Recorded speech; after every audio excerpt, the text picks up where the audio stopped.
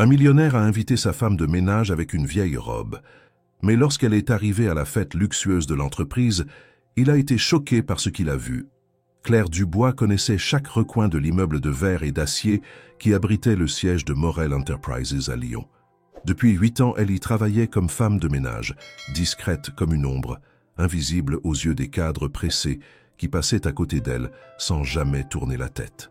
Pourtant, elle connaissait leurs habitudes, leurs voix, leurs pas. Elle savait qui laissait les tasses sales sur le bureau, qui oubliait toujours son badge et qui arrivait en retard chaque matin. Elle effaçait les traces de leur quotidien sans jamais laisser les siennes. Chaque soir, lorsque les bureaux se vidaient, Claire entrait en scène. Elle balayait, rangeait, nettoyait et repartait sans faire de bruit. Personne ne la remarquait, sauf un. Julien Morel, le PDG de l'entreprise, croisé parfois dans les couloirs déserts en fin de journée, posait sur elle un regard différent. Il ne disait presque rien, un simple bonsoir, un signe de tête peut-être, mais dans ses yeux, il y avait quelque chose d'autre, une attention silencieuse, presque une curiosité. Claire, en retour, ne baissait jamais les yeux, mais répondait avec un sourire poli, toujours sur ses gardes. Ce vendredi-là, le bâtiment semblait plus agité que d'habitude. Les employés parlaient avec excitation de la fête annuelle de l'entreprise, prévue pour le lendemain soir, dans un grand hôtel du centre-ville. Claire, elle, balayait le hall d'entrée, concentrée sur sa tâche, essayant d'ignorer les éclats de rire et les conversations légères.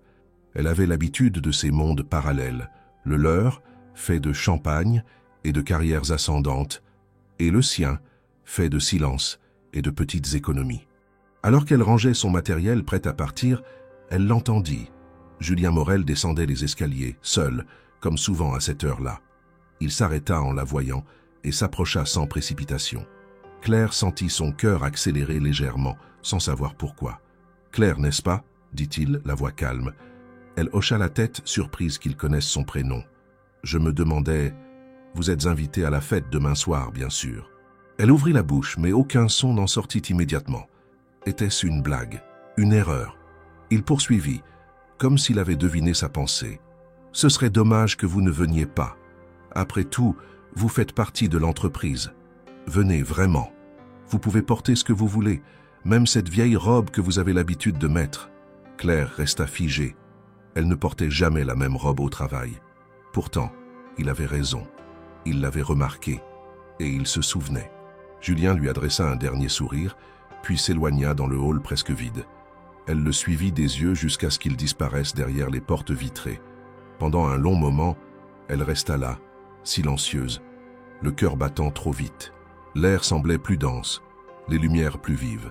Sur le chemin du retour, dans le métro bondé, Claire repensait à ses paroles. Était-ce une moquerie, un caprice de patron, ou quelque chose d'autre de plus sincère? Elle ne savait pas. Mais au fond d'elle, une étrange chaleur s'était allumée, une invitation, un regard, et cette phrase qu'elle ne parvenait pas à oublier, « Vous faites partie de l'entreprise ». Lorsqu'elle poussa la porte de son petit appartement dans le quartier de Guillotière, tout était comme d'habitude. Le silence, l'odeur du pain rassis, la lumière froide de l'ampoule nue au plafond. Mais ce soir-là, quelque chose avait changé. Elle accrocha sa veste, retira ses chaussures, puis se dirigea lentement vers son armoire. Là, suspendue depuis des années, se trouvait une vieille robe bleu nuit, froissée, fatiguée, mais précieuse. Elle la caressa du bout des doigts et un frisson la parcourut. Pour la première fois depuis longtemps, Claire se sentit vue. Le silence du petit appartement de Claire était presque sacré, un sanctuaire de solitude. À peine referma-t-elle la porte derrière elle, qu'elle sentit le poids de la journée glisser de ses épaules, remplacé aussitôt par une autre lourdeur, plus ancienne, plus intime. Le couloir exigu donnait sur une pièce unique, modeste mais propre, où chaque objet avait une histoire, une fonction, une mémoire. Au mur, une étagère bancale croulait sous des livres d'occasion, des carnets remplis à moitié, des souvenirs d'une autre époque. Dans un geste lent, presque cérémoniel, Claire se dirigea vers l'armoire. Le bois craqua lorsqu'elle l'ouvrit. La vieille robe bleu nuit pendait là, seule, à l'abri de la poussière dans une housse de tissu finement brodée. Elle la sortit délicatement et la suspendit à la poignée de la porte. La robe n'avait rien d'extraordinaire aux yeux d'un inconnu. Un tissu simple, une coupe sage, une couleur légèrement passée. Pourtant, pour Claire, elle représentait un monde entier. C'était le dernier cadeau que sa mère lui avait offert avant de tomber malade. À l'époque, Claire était encore pleine de rêves, habitée par une énergie brute, presque naïve. Elle sortait à peine de l'école de mode, fraîchement diplômée, persuadée qu'elle allait créer sa propre marque, changer les règles, redéfinir l'élégance. Cette robe devait être la première pièce d'une collection qui n'a jamais vu le jour. Claire s'assit sur le lit et contempla longuement le vêtement. Une partie d'elle voulait l'enfiler, juste pour voir si elle lui allait encore. L'autre partie hésitait, prise entre l'envie de se souvenir et la peur de réveiller une douleur enfouie. Elle se leva finalement, ouvrit le tiroir inférieur de la commode et en sortit une boîte en carton recouverte de papier jauni. Une boîte qu'elle n'avait pas ouverte depuis des années. Ses doigts tremblaient légèrement en soulevant le couvercle. À l'intérieur, soigneusement rangé, se trouvèrent des croquis à moitié effacés, des bobines de fil, un carnet de commandes jamais rempli et un petit écrin noir contenant une paire de boucles d'oreilles en perles. Simple, élégante, discrète. Claire sourit en les voyant. Elle les avait portées lors de sa première présentation devant un jury professionnel. À l'époque, elle croyait encore que le talent suffisait. Au fond de la boîte, une photo dépassée d'un carnet. Claire la saisit avec précaution. On y voyait une jeune femme, plus mince, les cheveux plus longs, le regard habité par une lumière oubliée. Elle portait une de ses créations, un tailleur crème qu'elle avait cousu elle-même. À ses côtés, une amie souriait à pleines dents. Élodie, sa confidente d'enfance, devenue maquilleuse professionnelle. À cette époque, elles formaient un duo inséparable, deux rêveuses déterminées à conquérir le monde de la mode à leur manière. Mais le monde n'avait pas attendu. Il avait frappé fort, trop fort. La maladie de sa mère avait englouti toutes les économies. Claire avait tout abandonné pour s'en occuper. Puis il y avait eu la faillite du petit atelier qu'elle avait tenté d'ouvrir seule, la trahison d'un associé, les dettes accumulées. Un à un, ses rêves s'étaient effondrés, et lorsqu'elle avait enfin trouvé ce poste de femme de ménage chez Morel Enterprises, elle n'avait pas hésité. Ce n'était pas glorieux, mais c'était stable. C'était la survie. Elle reposa la photo et referma la boîte. Mais quelque chose en elle avait changé. L'invitation inattendue de Julien, aussi déconcertante soit-elle, avait remué les eaux dormantes de son cœur. Elle n'était pas dupe. Elle savait que ce monde n'était pas le sien, qu'elle n'avait ni les codes, ni les alliances nécessaires pour y évoluer. Pourtant, en regardant à nouveau la robe, une pensée étrange s'imposa à elle. Et si, juste pour une nuit, elle osait sortir de l'ombre? Claire se leva, attrapa la robe, la porta contre elle et se contempla dans le miroir de l'entrée. Le tissu avait jauni par endroits, les coutures étaient fragiles, mais l'essence était là. Elle avait été cousue avec amour, pensée pour une femme qui croyait encore en elle. Et ce soir, cette femme-là n'était peut-être pas totalement morte. La décision ne fut pas instantanée, mais elle germa doucement au fil de la soirée. Claire s'allongea sur le lit, la robe à ses côtés, les boucles d'oreilles posées sur la table de chevet. Elle fixait le plafond, les yeux grands ouverts, le cœur serré. Elle n'avait pas l'intention d'impressionner qui que ce soit. Elle ne voulait ni pitié ni regard curieux, mais au fond d'elle, une envie sourde montait.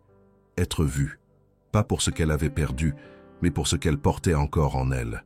Une étincelle, une force tranquille, une dignité silencieuse. Le lendemain, elle se leva tôt, incapable de rester allongée plus longtemps.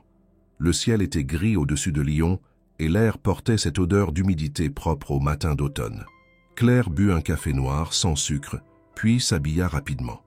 Avant de quitter l'appartement, elle jeta un dernier regard à la robe suspendue. Elle n'était pas prête à la porter telle qu'elle. Pas encore. Sans vraiment savoir pourquoi, ses pas la conduisirent vers le quartier de la Croix-Rousse. C'était là qu'Élodie avait installé son petit atelier de maquillage et de retouche entre une librairie indépendante et une boutique de thé. Claire n'y était pas retournée depuis des années. Mais ce jour-là, quelque chose la poussait à faire le détour. En montant les escaliers de la rue pavée, elle se surprit à sourire. Ses doigts serrèrent le tissu de la robe cachée dans un sac en toile. Elle n'avait rien prévu, rien planifié. Et pourtant, tout en elle vibrait d'une étrange certitude. Le passé pesait, oui, mais peut-être que ce week-end, elle allait enfin le regarder en face et avancer. Lorsque Claire tourna le coin de la rue des Fantasques, ses pas ralentirent légèrement. Devant elle, la vitrine de l'atelier d'Élodie paraissait presque inchangée, malgré le passage du temps. Le nom peint à la main sur la devanture, l'éclat d'Élodie, était légèrement effacé, mais le charme restait intact. Derrière la baie vitrée, des étagères de maquillage professionnel, quelques portants avec des vêtements élégamment suspendus, des miroirs à ampoules douces et un fauteuil haut sur pied. Tout respirait encore cette atmosphère de confidence et de transformation que Claire avait tant aimée autrefois. Elle resta quelques secondes devant la porte, le cœur battant. Il y avait des années qu'elle n'était pas venue ici. Pas depuis cette époque où elle se parlait presque tous les jours, partageant rêves et déconvenus. Élodie n'avait jamais jugé Claire pour avoir tout arrêté. Mais c'était justement cette absence de jugement qui rendait la visite d'aujourd'hui encore plus délicate. Venir la voir après tant de silence, sans prévenir, et pour lui demander de l'aide, cela relevait d'un courage que Claire n'était pas certaine de posséder. Pourtant, elle poussa la porte. Un carillon discret tinta dans la boutique. L'odeur du fond de teint, des tissus propres et d'un parfum floral léger envahit immédiatement l'espace. Élodie releva la tête d'un carnet de rendez-vous et ses yeux s'écarquillèrent en voyant Claire dans l'encadrement de la porte. Pendant une seconde, ni l'une ni l'autre ne parla. Puis Élodie sourit, franc, lumineux, comme si le temps s'était effacé d'un seul souffle. « Claire, c'est bien toi ? Mon Dieu, ça fait une éternité !» Claire esquissa un sourire timide. « Salut, Élodie. Je ne savais pas vraiment si je devais venir. Bien sûr que tu devais. Viens là, idiote. » Elles se prirent dans les bras, un geste simple mais chargé d'émotion. Claire sentit les larmes lui monter aux yeux, mais les repoussa d'un battement de cils. Elle n'était pas venue pour pleurer, pas cette fois. Élodie l'invita à s'asseoir et lui servit un café. Elles parlèrent d'abord des banalités, comme si chacune testait encore les contours de cette retrouvaille inattendue. Puis, après quelques silences et une gorgée amère, Claire posa le sac sur ses genoux, l'ouvrit lentement et en sortit la robe bleu nuit. « J'ai été invitée à la fête annuelle de mon entreprise », commença-t-elle sans lever les yeux. « Par Julien Morel, le PDG. » Un silence tomba dans la pièce. Élodie la fixait, bouche entr'ouverte, les sourcils froncés. « Attends, Julien Morel ? Le Julien Morel ? Celui de Morel Enterprises ? Tu veux dire ce Julien Morel-là » Claire hocha la tête sans dire un mot. Élodie éclata de rire. Pas moqueur, mais incrédule. « Tu es sérieuse ? Il t'a invité ? Toi ? Pas que tu ne le mérites pas, au contraire, mais c'est tellement inattendu. Il sait que tu travailles là comme femme de ménage ? » « Oui, » répondit Claire. « Je pense que c'est justement pour ça. » Elle raconta brièvement l'épisode du couloir, l'invitation, la phrase sur la vieille robe. Élodie écoutait sans l'interrompre, son expression passant de l'étonnement à une forme d'admiration silencieuse. Puis elle prit la robe entre ses doigts, l'examina sous toutes ses coutures, pinça le tissu, mesura les ourlets du regard. « Tu veux la porter comme ça ?» Claire secoua la tête. « Non, je veux qu'elle me ressemble aujourd'hui, pas celle que j'étais, ni celle que j'ai dû devenir. Juste moi, maintenant. » Élodie sourit, un sourire doux, sans condescendance. « Alors on va lui redonner vie. Pas de fioritures, pas de travestissement. Juste toi, mais en mieux. En clair. » Elles passèrent l'après-midi ensemble, dans un ballet de gestes précis et de silences complices. Élodie ajustait, cousait, repassait. Claire, de son côté, observait son reflet se transformer lentement. Elle n'avait jamais voulu ressembler à quelqu'un d'autre. Elle n'avait jamais aspiré aux paillettes ni aux apparences factices. Ce qu'elle recherchait, c'était la cohérence. Être à l'aise dans sa peau, même dans un environnement qui n'était pas le sien. Élodie maquilla son visage avec une subtilité admirable, rehaussant ses traits sans les masquer. Ses cheveux furent relevés en un chignon souple, quelques mèches libres encadrant son visage. Le miroir renvoyait l'image d'une femme qu'elle reconnaissait à peine, mais qu'elle sentait profondément familière. Pas une version améliorée d'elle-même, mais une version révélée. Lorsque tout fut terminé, Élodie se recula et croisa les bras. « Voilà, tu es prête. Et crois-moi, s'il ne te voit pas maintenant, c'est qu'il est aveugle. » Claire rit, un vrai rire, rare, presque oublié. Elle se leva, se regarda une dernière fois et respira profondément. Il ne s'agissait plus seulement de paraître, il s'agissait de se redresser, d'occuper un espace qu'elle s'était toujours interdite, d'entrer dans une pièce non pas comme une intruse, mais comme quelqu'un qui avait le droit d'y être. Avant de partir, Elle serra Élodie dans ses bras avec une force nouvelle. « Merci. Pour tout. Tu n'as pas besoin de me remercier. Tu es magnifique. Tu l'as toujours été. Tu avais juste besoin de le croire à nouveau. » Sur le chemin du retour, Claire sentit le vent frais de la fin d'après-midi caresser son visage. La robe était désormais soigneusement emballée dans une housse beige, protégée comme un trésor. Dans sa poche, elle sentait le poids léger des boucles d'oreilles. Et dans son cœur, une agitation douce, une attente étrange, mêlée d'espoir et de prudence. Le monde de Julien Morel n'était pas le sien. Elle en était parfaitement consciente. Mais demain soir, elle y entrerait quand même. Non pas pour plaire, séduire ou prouver quoi que ce soit, mais pour exister, pleinement. Et peut-être pour la première fois depuis longtemps, pour se laisser voir. Le samedi soir arriva avec une lenteur oppressante.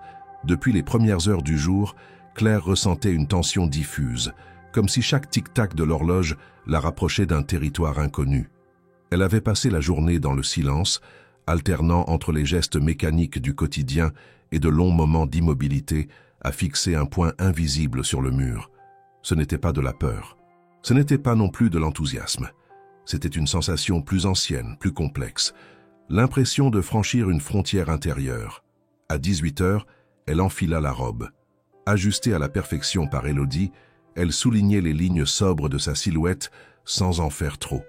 Le bleu profond du tissu s'accordait à la pâleur de sa peau et la lumière tamisée de son appartement révélait une élégance silencieuse, presque accidentelle.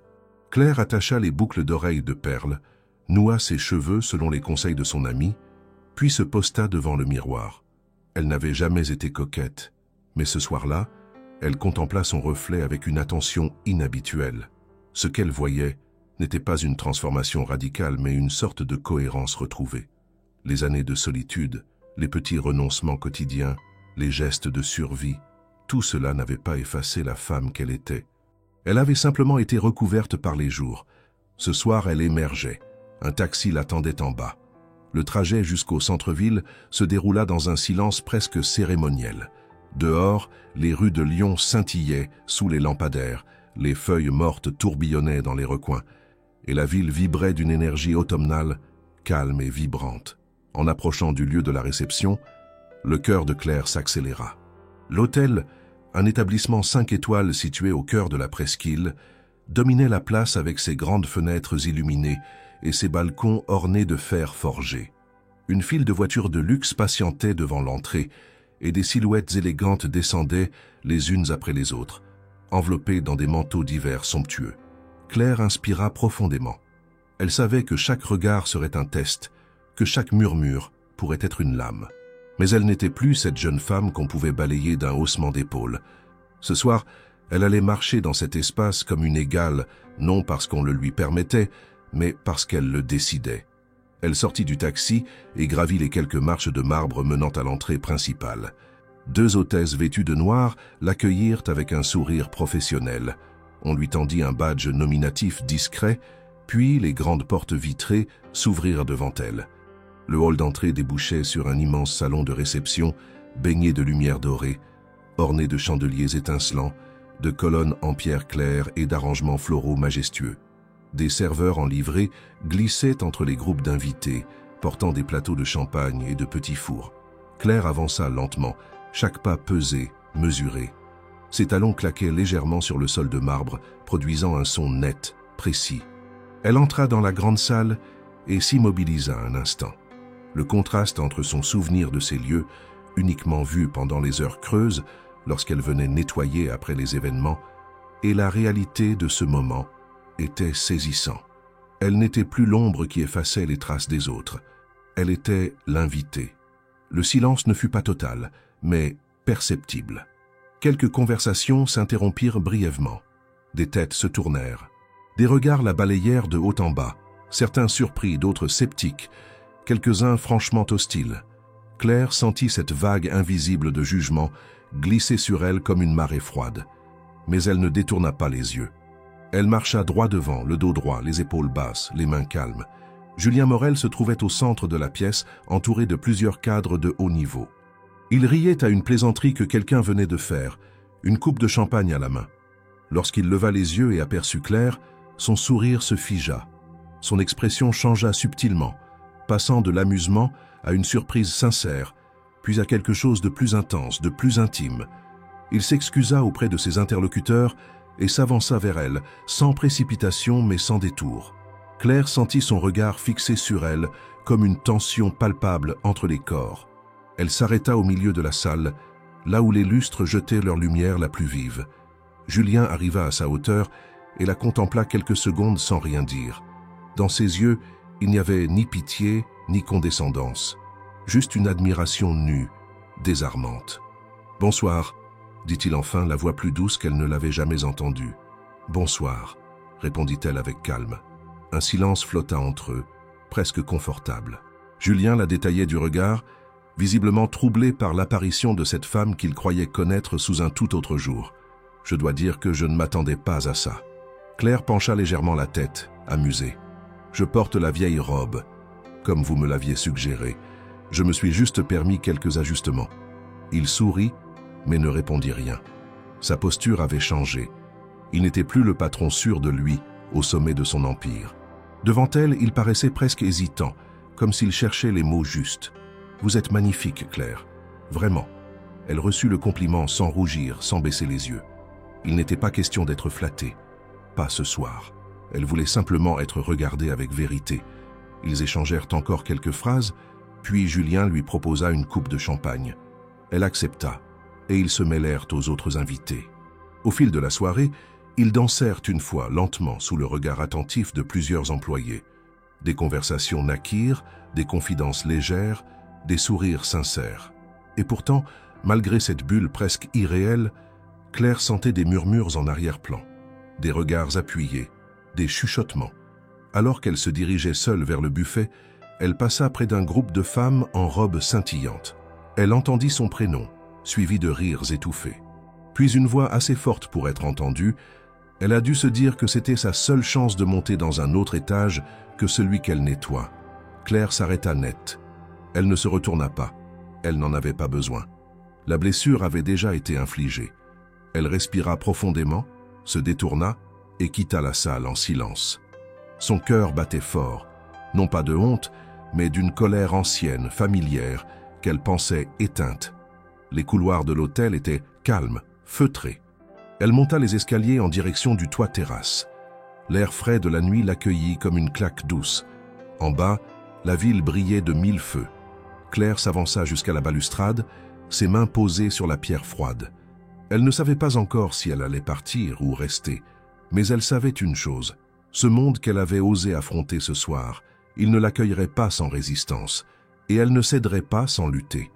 Le vent d'octobre caressait le visage de Claire, glacial mais étrangement réconfortant. Elle restait là, les mains posées sur la rambarde du toit-terrasse, le regard perdu dans les lumières de la ville. Elle n'avait pas bougé depuis qu'elle avait quitté la salle. Le froid de la pierre s'était infiltré dans ses doigts, mais elle ne l'avait pas senti. Ce qu'elle ressentait, en revanche, c'était l'écho de cette voix acide, de cette moquerie insidieuse, comme une brûlure discrète, sournoise. Ces mots n'étaient pas nouveaux. Elle les avait entendus toute sa vie, parfois sous d'autres formes, parfois avec des silences encore plus cruels. Mais ce soir, dans cet endroit où elle avait osé venir en relevant la tête, il prenait une résonance plus profonde. Elle ne s'était pas attendue à l'approbation générale. Elle ne nourrissait aucune illusion sur la nature des regards qu'elle recevrait. Mais entendre ces commentaires, même prononcés par des femmes qui ignoraient tout de sa vie, ravivait une sensation d'illégitimité qu'elle croyait endormie. Une douleur sourde, familière, presque physique. Un bruit de pas l'interrompit. Elle ne se retourna pas tout de suite. Elle savait déjà qui c'était. La démarche mesurée, le souffle contenu, cette hésitation infime avant de franchir la porte, c'était Julien. Elle entendit le cliquetis de la poignée, le léger crissement des chaussures sur le sol. Il s'arrêta à quelques pas derrière elle. « Claire ?» Elle ne répondit pas. Elle voulait choisir le moment de parler, de tourner le regard, de briser le silence. Elle voulait reprendre le contrôle de cette scène, aussi minime fût-elle. « Je t'ai cherché dans la salle. Je ne t'y voyais plus. » Elle se retourna lentement, croisant enfin son regard. Il ne portait plus cette assurance inébranlable qu'il affichait devant ses cadres et associés. Il semblait inquiet, pas seulement pour l'image, mais pour elle. un trouble sincère dans les yeux. « Pourquoi m'as-tu invité, Julien ?» demanda-t-elle, sa voix calme mais ferme. Il resta silencieux quelques secondes, pris au dépourvu. « Parce que tu m'intrigues. Parce que je te vois passer depuis des mois et que tu es là sans être là. Tu travailles en silence, mais il y a quelque chose en toi que je n'arrive pas à nommer. Quelque chose de fort. » Claire serra les bras contre elle. Ce n'était pas suffisant. Ce n'était pas ce qu'elle avait besoin d'entendre. « Tu pensais vraiment que j'allais venir ce soir, avec une vieille robe froissée, heureuse d'être ta distraction, ta curiosité du moment ?» demanda-t-elle, les yeux plantés dans les siens. « Tu t'es dit que j'allais être touché, que le grand Julien Morel m'ait remarqué entre deux réunions ? Non, bien sûr que non, répondit-il troublé. Je ne voulais pas te mettre mal à l'aise. Je ne voulais pas que tu te sentes utilisé. Je voulais juste apprendre à te connaître. » « À me connaître ?» répéta-t-elle, incrédule. « Tu ne m'as jamais demandé qui j'étais. Tu ne m'as jamais parlé. Et ce soir, quand je franchis cette porte, tu me regardes comme si j'étais une révélation. Tu n'es pas intéressé par qui je suis. Tu es fasciné par ce que tu projettes sur moi. C'est différent. » Julien baissa les yeux. Elle le regarda, droite, digne, le cœur battant à tout rompre. Elle ne voulait pas de cette version d'elle qui attend l'approbation. Elle ne voulait pas mendier de l'intérêt, ni devenir une note de bas de page dans une soirée mondaine. « Tu sais ce qui m'a blessé, Julien ? Ce n'est pas ce qu'elles ont dit.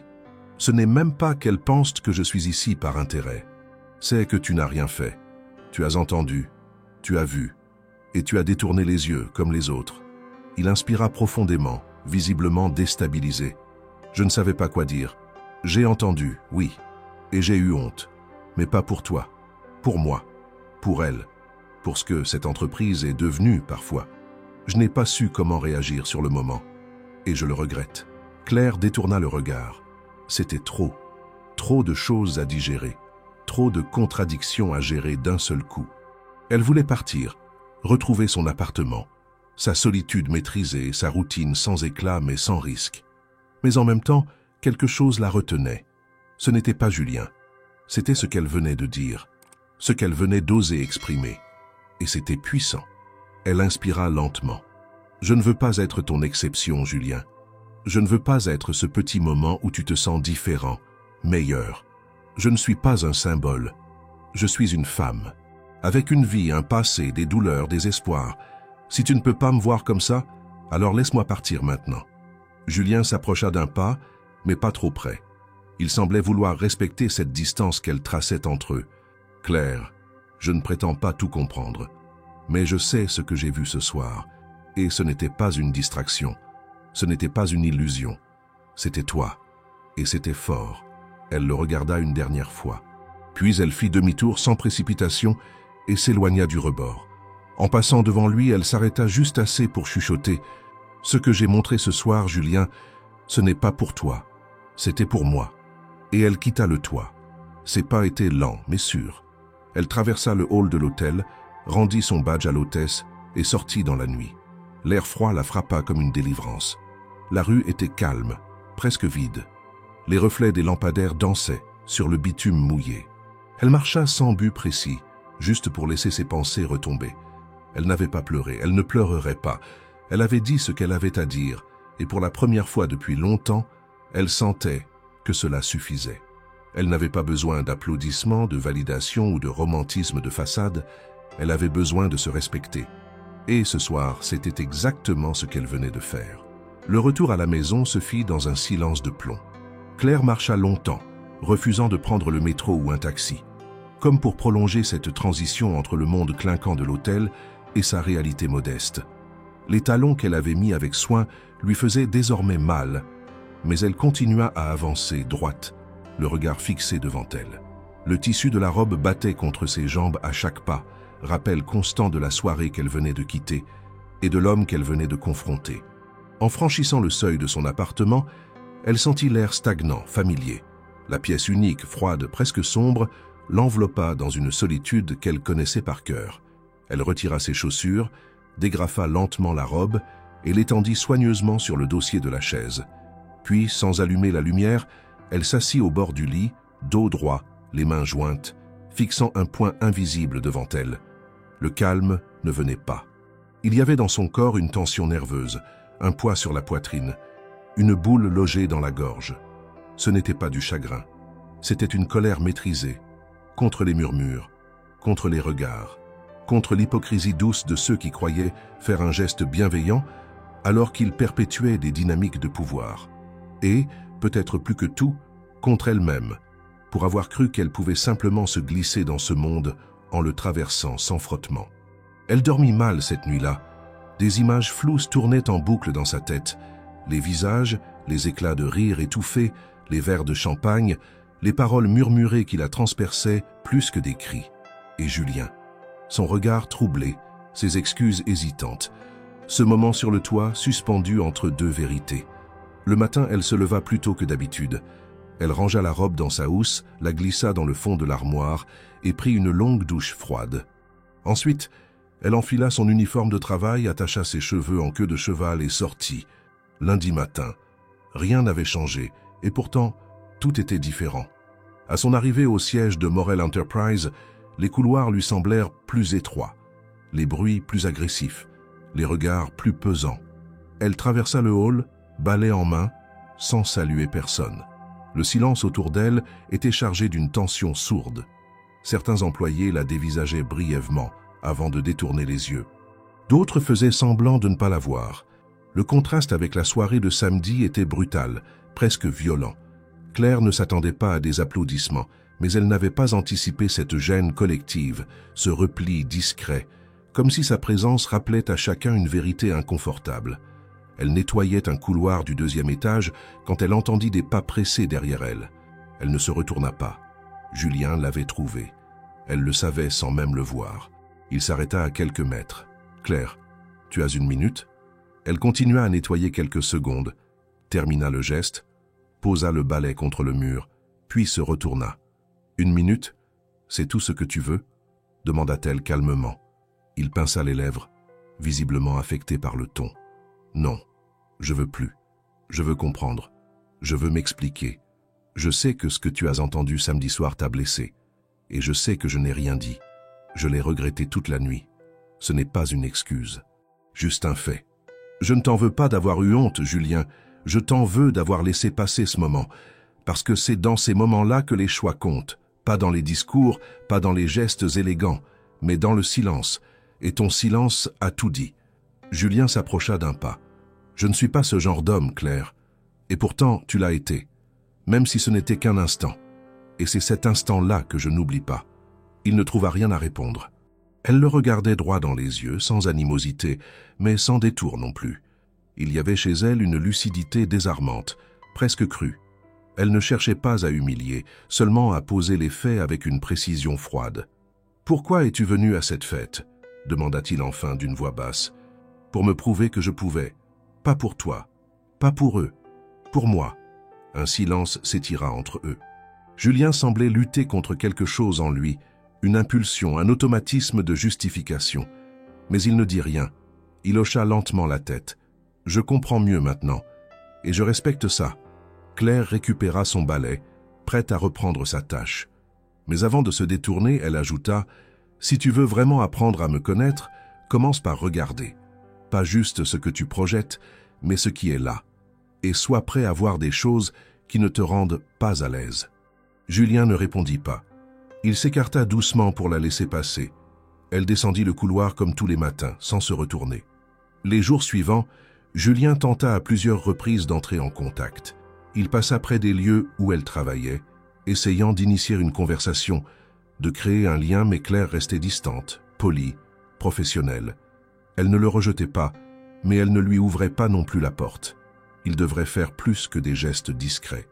Il devrait prouver dans les actes qu'il comprenait ce qu'elle représentait, et non seulement ce qu'elle évoquait dans un instant d'exception. De son côté, Claire replongea dans sa routine, mais avec une conscience nouvelle. Elle savait désormais qu'elle ne voulait plus se cacher. Elle ne voulait pas qu'on la regarde comme un mystère à résoudre ou une figure exotique dans un monde de conventions. Elle voulait exister pleinement, sans avoir à s'expliquer à chaque pas. Et quelque part en elle, malgré la prudence, une part infime attendait. Pas une rédemption, pas une déclaration, mais un changement réel. Quelque chose de lent, de difficile, de vrai, Elle avait osé parler. Maintenant, c'était à Julien d'écouter. Vraiment. Les jours passèrent, mais l'écho de cette nuit ne quitta jamais véritablement Julien. Dès le lundi matin, après leur échange dans le couloir, quelque chose s'était fissuré dans sa manière de voir Claire, mais plus encore, dans sa manière de se voir lui-même. Il se surprenait à chercher sa silhouette à travers les étages, à guetter le cliquetis discret de son chariot de ménage. Pourtant, il n'osait pas l'interrompre. Chaque fois qu'il la voyait, occupée à sa tâche, penchée sur une surface à nettoyer, il ressentait un mélange d'admiration silencieuse et de malaise. Elle existait avec une intensité que peu de gens savaient lire. Et lui, qui se targuait de comprendre les humains, avait mis des mois à la remarquer vraiment. Ce n'était pas un simple remords, ce n'était pas une soudaine fascination romantique, encore moins une quête de rédemption. Ce qui le traversait, c'était un dérangement profond, une confrontation brutale avec ses propres angles morts. Claire avait été là, tous les jours, dans les ascenseurs, dans les bureaux, dans les couloirs. Il l'avait vue, certes, mais jamais regardée. Pas vraiment. Et pourtant, une nuit, une robe, une phrase avaient suffi à le faire basculer dans un autre regard.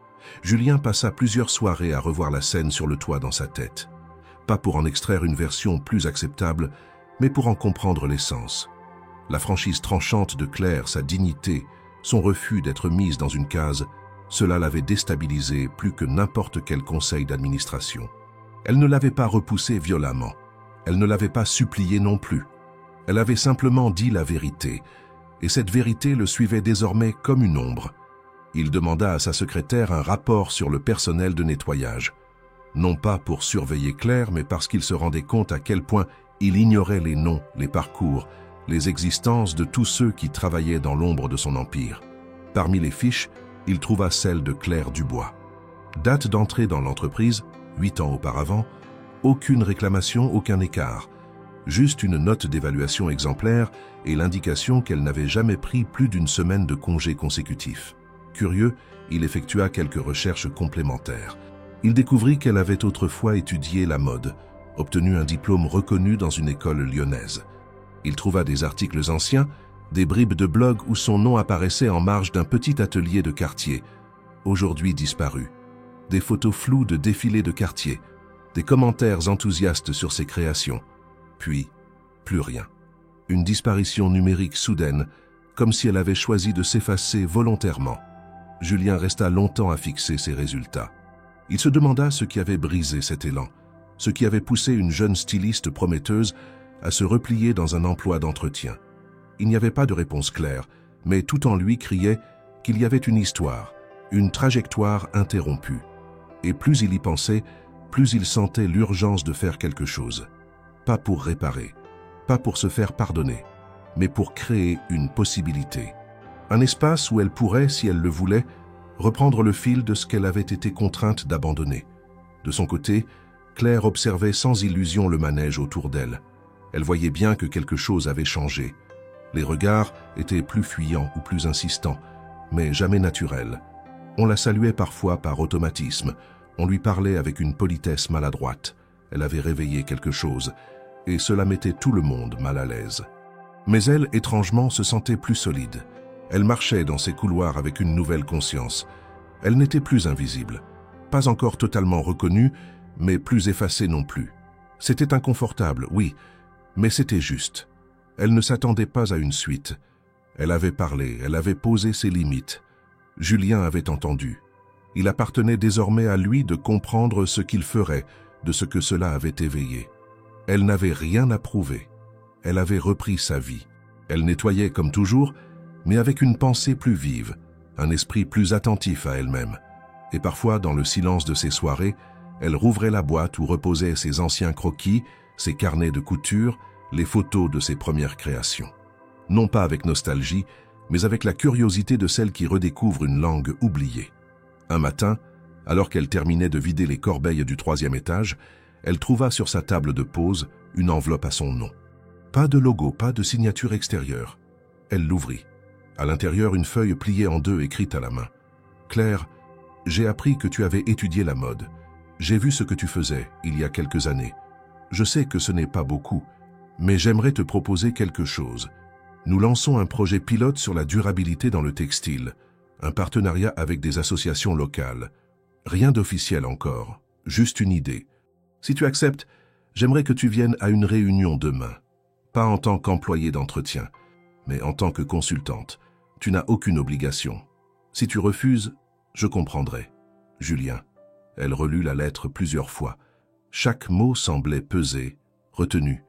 Pas de promesse creuse, pas d'insistance déguisée. Juste une proposition, un espace, une possibilité. Ce soir-là, elle resta longtemps debout devant son miroir. Elle pensa à sa mère, à son atelier disparu, à Élodie, à la robe bleue. Elle pensa aussi à ce qu'elle avait dit à Julien sur le toit.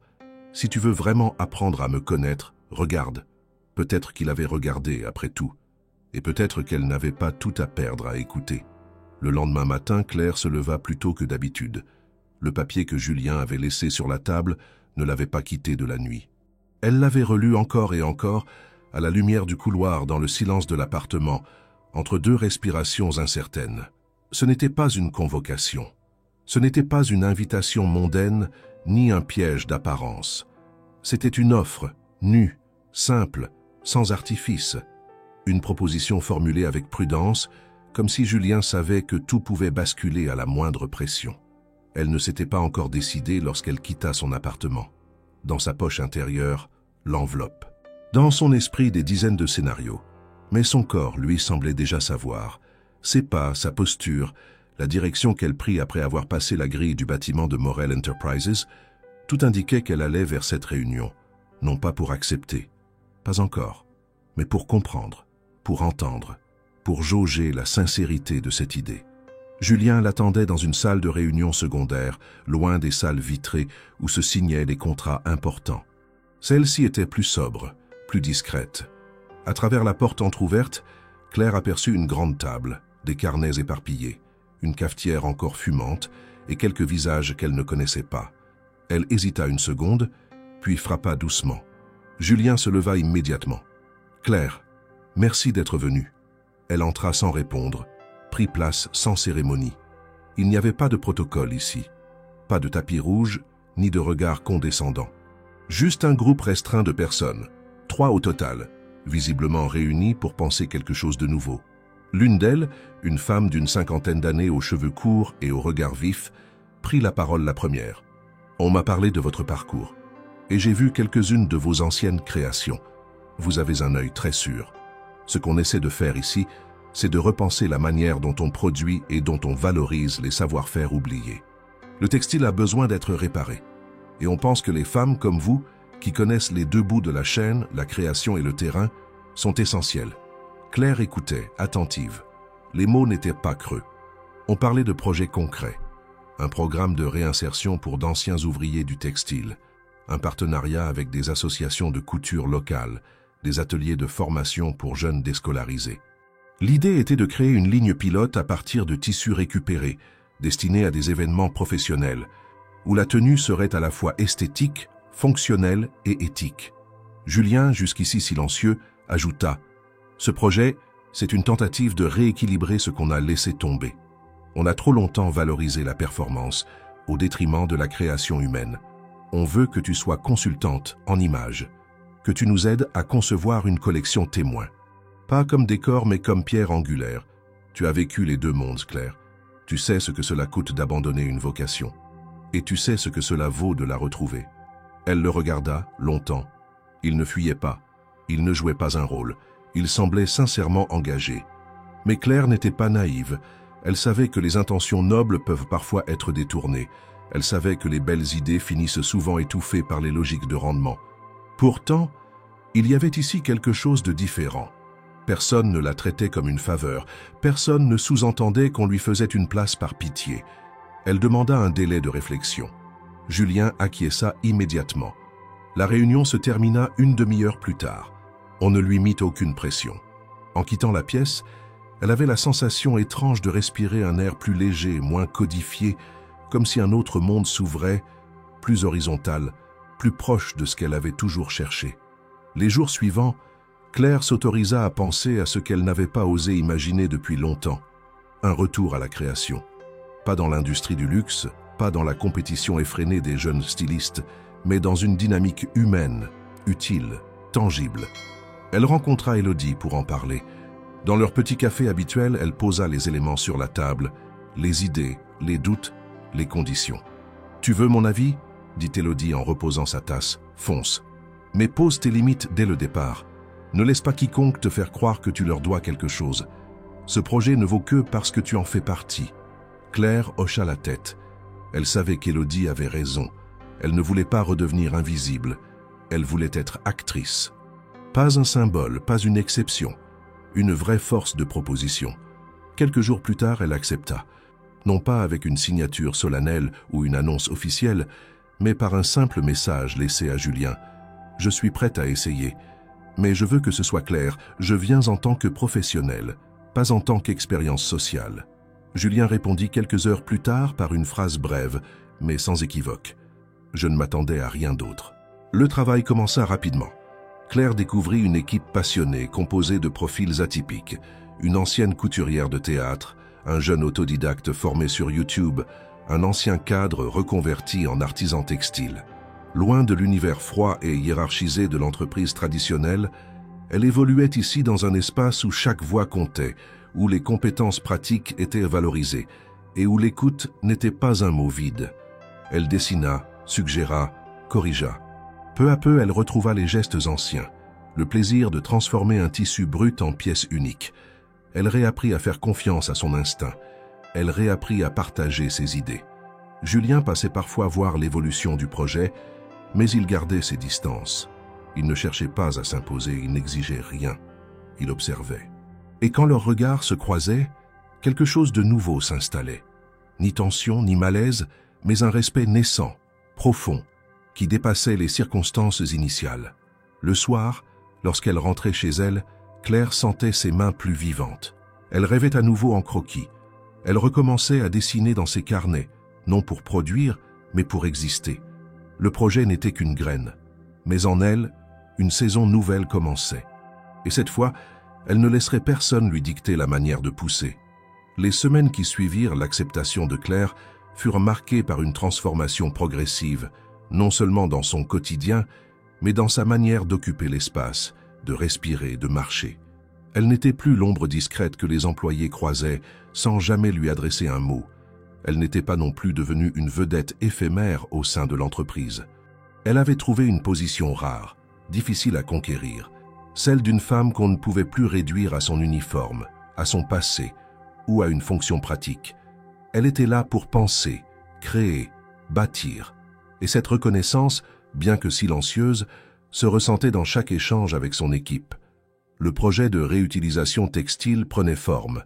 Le local mis à disposition, un ancien entrepôt rénové à la périphérie de Lyon, servait de base opérationnelle. Claire y passait désormais la majorité de ses journées.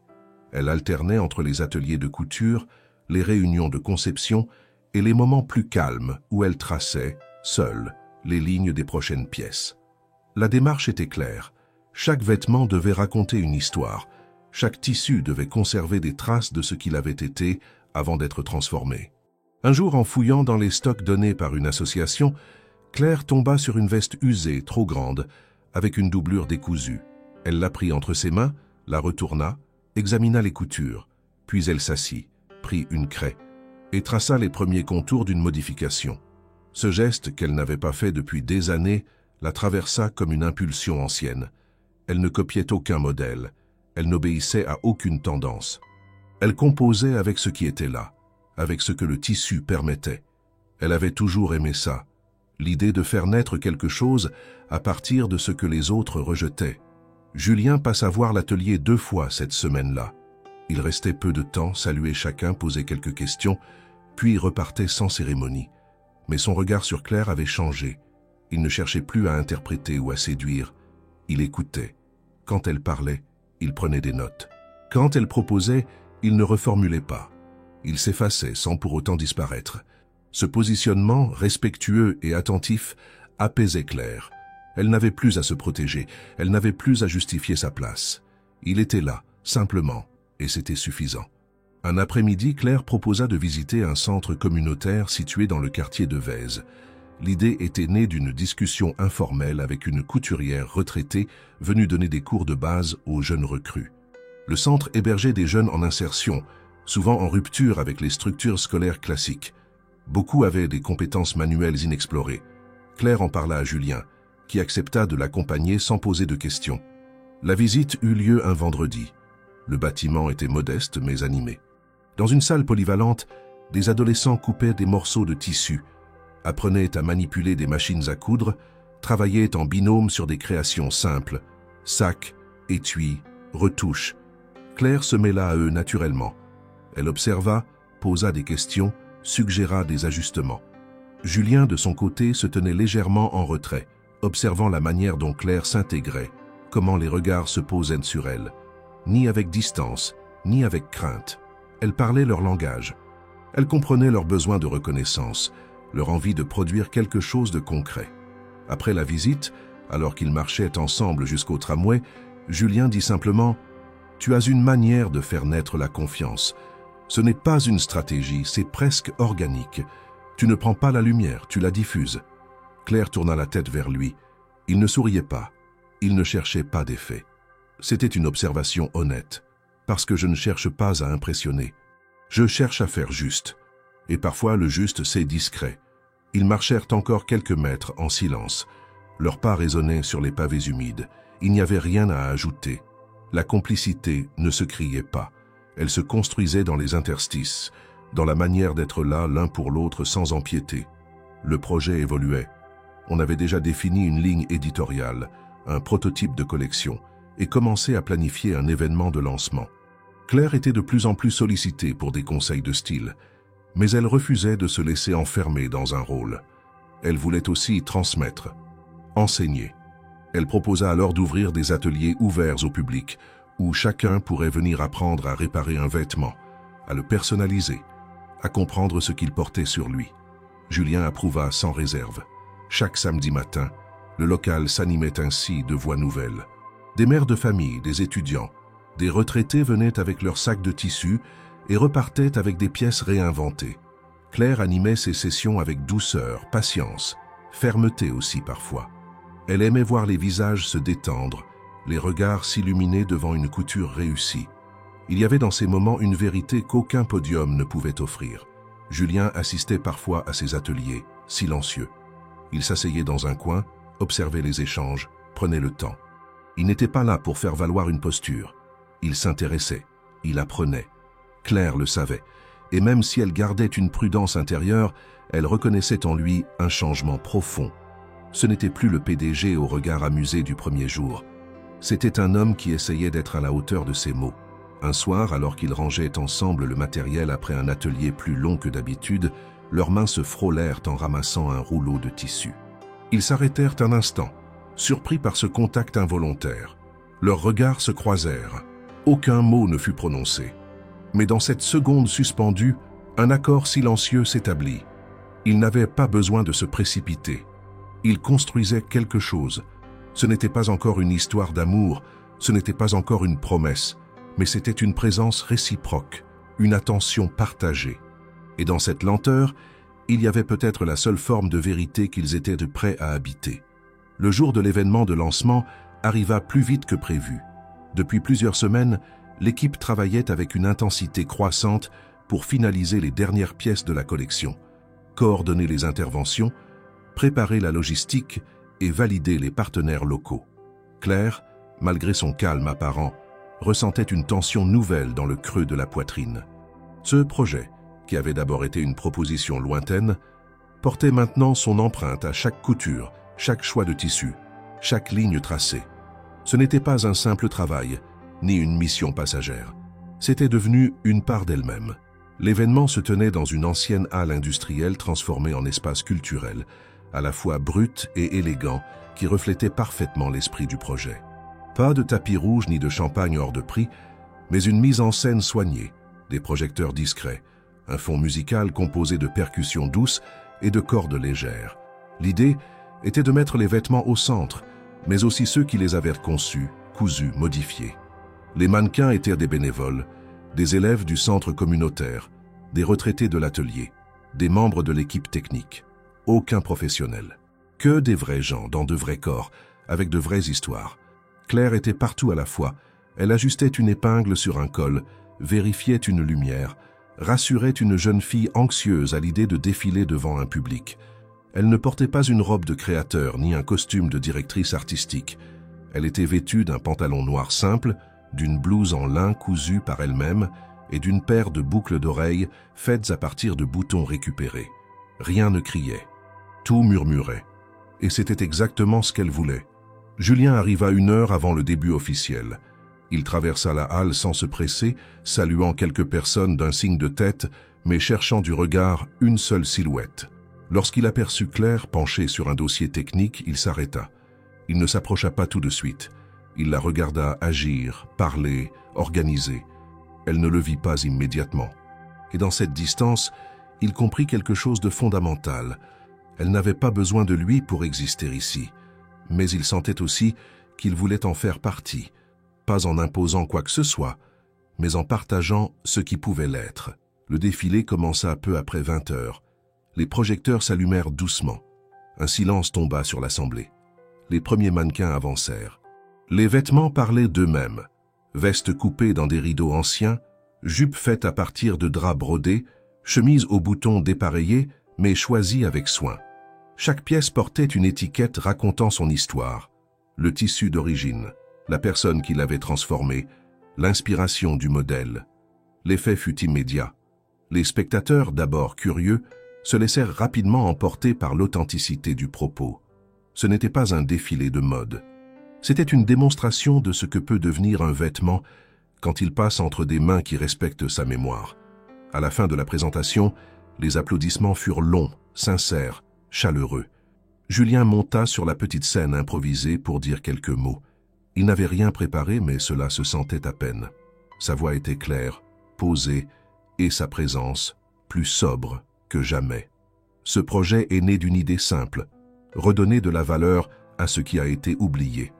Pas seulement les tissus, les matières, les savoir-faire, mais aussi les personnes, les trajectoires, les compétences, les sensibilités qu'on laisse trop souvent dans l'ombre. Ce soir, ce que vous avez vu n'est pas un exploit commercial. C'est une preuve que lorsqu'on écoute les bonnes voix, les bonnes mains, les bonnes histoires, on peut construire quelque chose de vrai. Il se tourna vers Claire. « Je voudrais remercier quelqu'un sans qui rien de tout cela n'aurait eu ce sens. Elle m'a appris que la beauté ne se trouve pas seulement dans ce qu'on crée, mais dans le courage de continuer à créer, après avoir été oubliée. Elle a réveillé en nous une mémoire que nous avions tous. Elle nous a appris à voir. » Un murmure discret parcourut l'assemblée. Claire, figée, sentit le poids de tous les regards converger vers elle. Mais au lieu de reculer, elle avança. Elle monta lentement sur scène, accepta l'accolade de Julien et prit le micro une seule fois pour dire « Ce projet n'est pas à mon nom. Il est au nom de toutes celles et ceux qu'on a trop longtemps regardés sans vraiment les voir. » Puis elle descendit, les mains tremblantes mais le pas assuré. La soirée se poursuivit dans une atmosphère de fête contenue, de sourires discrets, de discussions à voix basse. Les vêtements exposés furent examinés avec attention. Les visiteurs posèrent des questions, notaient des détails, cherchaient à comprendre les méthodes. On ne parlait plus de tendance, mais de transmission. Vers la fin de la soirée, alors que la plupart des invités étaient déjà partis, Claire se retrouva seule sur le toit-terrasse de la halle. La vue donnait sur les lumières tamisées de la ville, et le silence, cette fois, n'était pas un refuge, mais un repos. Julien la rejoignit sans bruit. Il s'approcha lentement, s'arrêta à côté d'elle. Ils ne parlèrent pas tout de suite. Le moment n'en avait pas besoin. Puis, dans un souffle presque imperceptible, il dit « Je ne suis pas tombé amoureux de la femme dans la robe. » Claire tourna la tête vers lui, étonnée. « Je suis tombé amoureux de celle qui a eu le courage de porter sa propre histoire, de marcher dans une salle pleine d'yeux qui la jugeaient, et de rester droite. » Elle ne répondit rien. Pas encore. Mais dans son regard, une douceur nouvelle, une reconnaissance, une promesse silencieuse, pas de déclaration précipitée, pas d'embrassade théâtrale, juste un espace partagé, 2 solitudes qui avaient appris à se respecter et peut-être à se rejoindre. Les jours qui suivirent la nuit du lancement furent calmes, presque trop. Le projet, largement salué pour son originalité et sa dimension humaine, attira l'attention de médias locaux, de quelques influenceurs soucieux d'éthique et d'organismes culturels cherchant à collaborer. L'équipe était sollicitée, les ateliers se remplissaient, les propositions affluaient. On parlait d'une exposition itinérante, d'un partenariat avec une école de mode, d'une série documentaire. L'agitation aurait pu flatter Claire, lui offrir cette reconnaissance publique longtemps refusée. Mais en elle, une autre agitation grandissait, plus intime, plus difficile à formuler. Elle sentait que quelque chose changeait entre elle et Julien. Depuis ce soir-là, sur le toit, leur lien avait pris une tournure subtile, mais indéniable. Les regards étaient plus prolongés, les silences plus denses, les gestes plus naturels, presque complices. Ils ne s'étaient rien promis. Ils ne s'étaient même pas embrassés. Mais l'élan était là, flottant entre les mots et les absences. Et c'est précisément ce qui l'inquiétait. Claire avait appris à ses dépens que les choses peuvent se dérober à tout moment.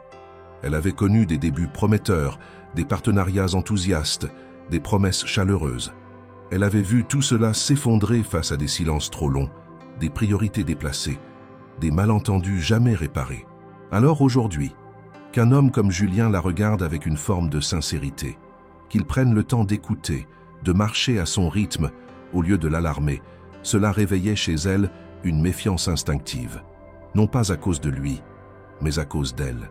Un matin, alors qu'elle rangeait les tissus dans le stock, elle sentit que l'espace autour d'elle devenait trop étroit. Elle avait besoin de respirer. Pas dans un café, pas dans un atelier. Elle avait besoin de s'éloigner, de retrouver un sol qui lui appartenait. Elle pensa à sa tante, celle qui l'avait élevée après la mort de sa mère, dans un petit village de l'Ain. Elle ne l'avait pas vue depuis plus d'1 an, par pudeur autant que par fatigue. Mais aujourd'hui, le silence de ce lieu lui paraissait nécessaire. Elle en parla à Julien le soir même, après la réunion hebdomadaire. Ils étaient seuls, dans la salle désormais familière du projet. Elle rangeait ses affaires dans un sac en toile lorsqu'elle déclara sans détour « Je vais partir quelques jours ». Il releva la tête, surpris. « Tu vas bien ?»« Oui. C'est justement parce que ça va bien que je dois le faire maintenant. » Il ne posa pas de questions immédiates. Il s'approcha doucement. « Tu veux t'éloigner de moi ?»« Non. Je veux m'éloigner de ce que tout cela peut devenir trop vite, trop fort, trop tôt. J'ai besoin de vérifier ce que je ressens quand je suis seul. De voir si ce que tu représentes tient encore debout quand tu n'es pas là. » Julien ne la coupa pas. Il ne tenta pas de la retenir. Il écouta pleinement, et lorsqu'elle eut fini, il dit simplement « Tu n'as pas à te justifier. Si tu as besoin d'espace, tu le prends. Je serai là à ton retour si tu veux encore de ma présence. » Elle le remercia d'un regard, puis elle partit 2 jours plus tard, tôt le matin, dans une voiture louée. Pas de valise luxueuse. Juste un sac, quelques vêtements confortables, un carnet de croquis et un livre qu'elle n'avait jamais terminé. Le trajet fut long, mais apaisant. Les paysages défilaient avec lenteur, les collines succédaient aux champs, les forêts bordèrent les routes. En arrivant au village, Claire fut frappée par la simplicité immobile de tout ce qu'elle voyait. Rien n'avait changé. La place centrale, l'église, la boulangerie fermée l'après-midi, la maison de sa tante, avec ses volets bleus et son jardin en désordre. Elle sonna. La porte s'ouvrit presque immédiatement. « Claire, mon Dieu, tu es venue. » Elle s'enlacèrent longuement. Aucune explication n'était nécessaire. La tante la fit entrer, lui servit une soupe chaude et la laissa s'installer dans l'ancienne chambre, celle qui sentait encore le bois, les livres et les souvenirs. Durant plusieurs jours, Claire se leva tôt, aida au jardin, cuisina, marcha dans les sentiers. Elle ne parla pas beaucoup. Elle observa, pensa, respira. Elle relut ses anciens carnets, griffonna de nouvelles idées. Elle se surprit à rire en voyant une photo d'enfance, à pleurer sans bruit en retrouvant une lettre de sa mère. Tout remontait, sans ordre, sans défense. Elle n'échappait à rien. Elle ne cherchait pas à oublier. Elle faisait face. Et peu à peu, la peur se transforma en lucidité. Julien, pendant ce temps, respecta sa promesse. Il n'envoya pas de message, ne tenta pas de la joindre, mais il parla d'elle aux membres de l'équipe. Il valorisa son travail en son absence. Il fit en sorte que personne n'oublie qui avait impulsé ce mouvement. Il ne chercha pas à s'approprier ce qu'elle avait bâti, et cela Claire le découvrit plus tard en silence. Après une semaine, elle annonça à sa tante qu'elle repartait.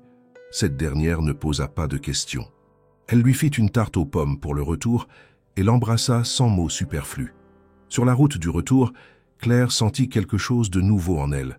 Non pas une certitude flamboyante, mais une forme d'ancrage. Elle savait désormais ce qu'elle voulait, et surtout ce qu'elle ne voulait plus. Elle arriva à Lyon en fin de journée. La ville, baignée d'une lumière dorée, semblait différente. Ou peut-être était-ce elle qui ne l'était plus tout à fait. Elle prit le tram jusqu'à son quartier, marcha les derniers mètres et s'arrêta devant la porte du nouveau local communautaire, celui qu'elle avait aidé à mettre en place, pierre après pierre. Et là, assis sur les marches, un livre à la main, Julien attendait. Il leva les yeux. Ils se regardèrent longtemps. Pas un mot, pas un geste précipité, juste un souffle et un pas à la fois. L'automne s'était pleinement installé à Lyon. Les feuilles mortes tapissèrent les trottoirs. Les arbres formaient des canopées rousses au-dessus des ruelles étroites de la vieille ville. L'air était sec, chargé d'odeurs de bois, de boulangerie, de terre humide. Claire descendit du tramway et marcha lentement vers le local communautaire.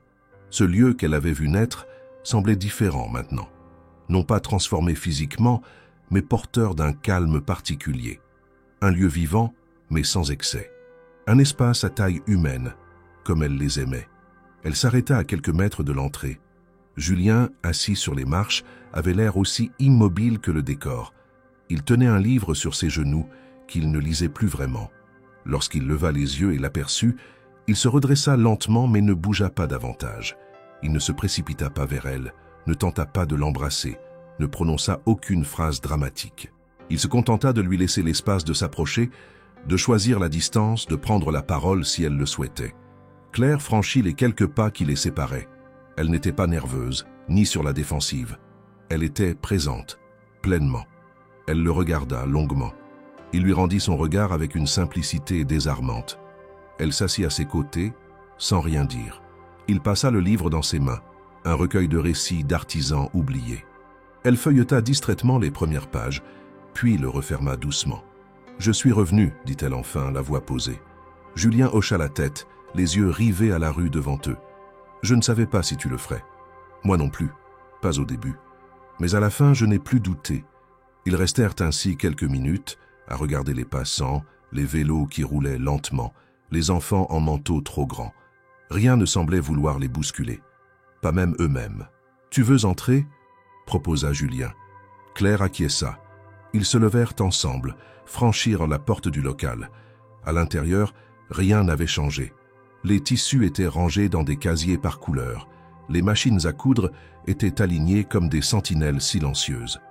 Au mur, quelques photos du projet pilote, des sourires vrais, des visages flous, des mains au travail. Claire posa son sac sur une chaise, passa la main sur la surface d'une table, caressa les fibres d'un rouleau de coton.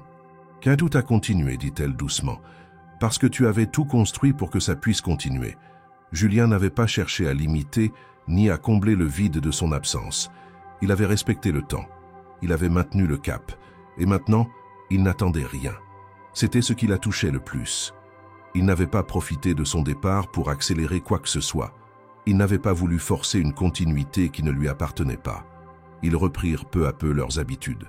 Le travail se réorganisa naturellement autour de Claire. L'équipe l'accueillit sans effusion, mais avec chaleur. Personne ne lui demanda pourquoi elle était partie, ni ce qu'elle avait découvert pendant son absence. Il n'y eut ni explication publique, ni justification attendue. On respectait son rythme comme elle avait appris à respecter celui des autres. Elle reprit les ateliers du samedi, relança quelques idées abandonnées, réanima des esquisses laissées de côté. Le soir, elle rentrait chez elle fatiguée mais pleine. Elle ne cherchait plus à comprendre où elle allait, seulement à être à la hauteur de ce qu'elle voulait construire. Julien et elle ne parlèrent pas d'eux. Ils se croisaient, collaboraient, partagèrent des tâches, des cafés, des rires discrets. Il n'y avait aucune promesse dans leurs gestes, aucun serment dans leurs regards, mais il y avait une constance, une confiance. Un dimanche, ils décidèrent de se promener dans le vieux Lyon. Le ciel était clair, l'air vif.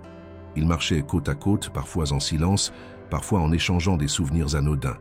Ils traversèrent les Traboules, longèrent la Saône, s'arrêtèrent dans une petite librairie où Claire acheta un livre de photographies anciennes. En sortant, Julien lui tendit une écharpe qu'elle avait laissé glisser de ses épaules. « Tu es toujours comme ça ?» demanda-t-il en souriant. « À oublier ce que tu tiens ?»« Non, pas toujours. Seulement quand je commence à me sentir bien. » Ils s'assirent sur un banc de pierre au bord du fleuve. Le vent faisait danser les feuilles autour d'eux. Julien pencha la tête. « Tu veux qu'on en parle ?» demanda-t-il.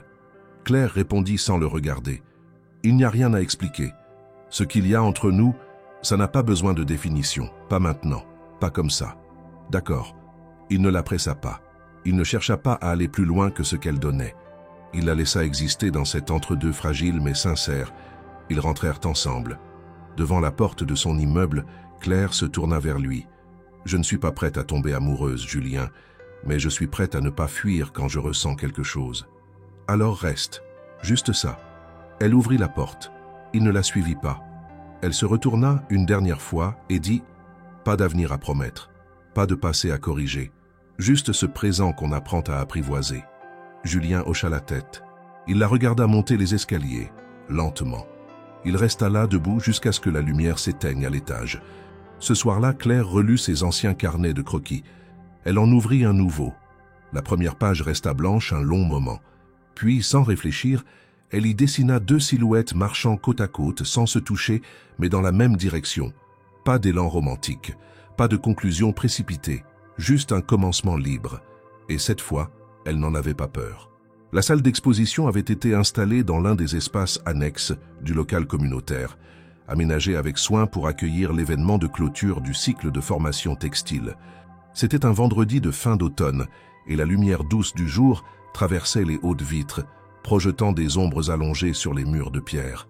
Les visiteurs arrivaient par petits groupes, vêtus de manteaux épais, certains portant encore des traces de pluie sur les épaules. L'ambiance n'était pas solennelle, mais calme, attentive. Les gens venaient pour voir, comprendre, ressentir.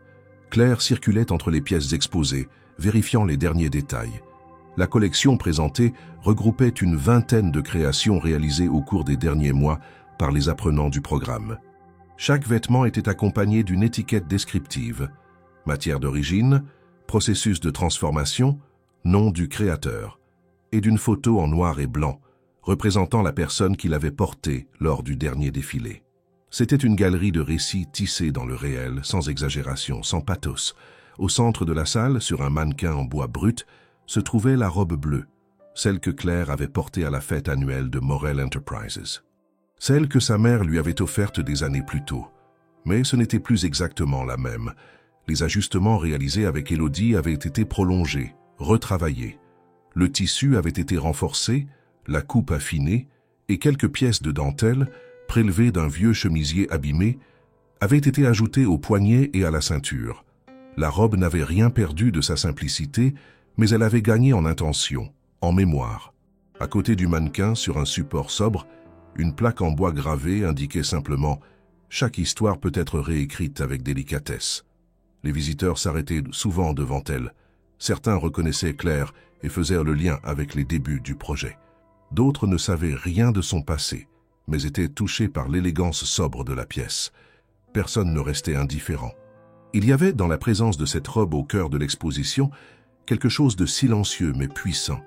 Un message sans voix, une trajectoire assumée. Julien arriva en début d'après-midi, sans bruit, comme à son habitude.